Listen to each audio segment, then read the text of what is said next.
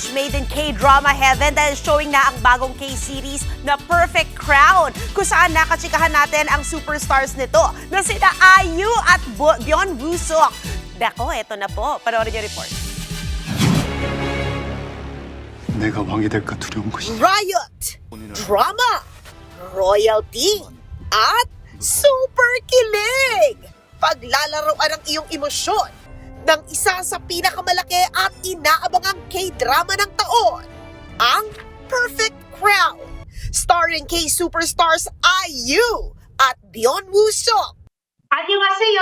안녕하세요. 안녕하세요. Match made in K-drama heaven ang dalawa na nag-reunite matapos magsama sa Scarlet Heart Rio. Sa unang project nila 10 years ago, niloko ng karakter ni Woo Seok si IU.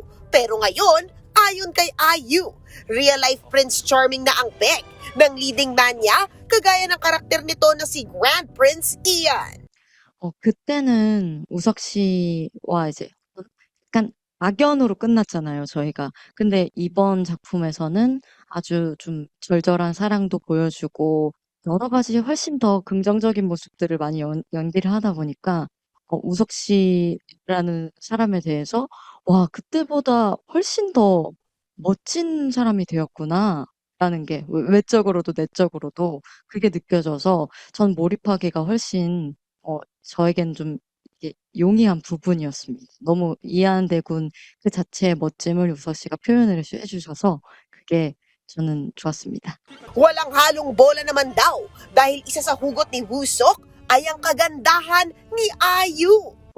일단 저는 10년 전에 봤을 때도 아름답다고 생각을 했지만 10년 후에 이제 같이 호흡을 맞추면서 앞에서 같이 연기를 했을 때 지은 씨 너무너무 아름답다. 그리고 사랑스럽다 라는 생각을 하면서 촬영하게 되었고 그러다 보니까 희주에 대한 마음도 더 많이 생겼던 것 같아요.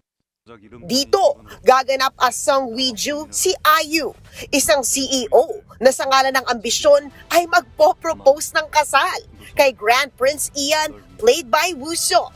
거기에다가 어떤 진지함과 로맨스까지 있어서 좀 시청자분들이 보시기에 좀 부족한 부분이 거의 없지 않을까.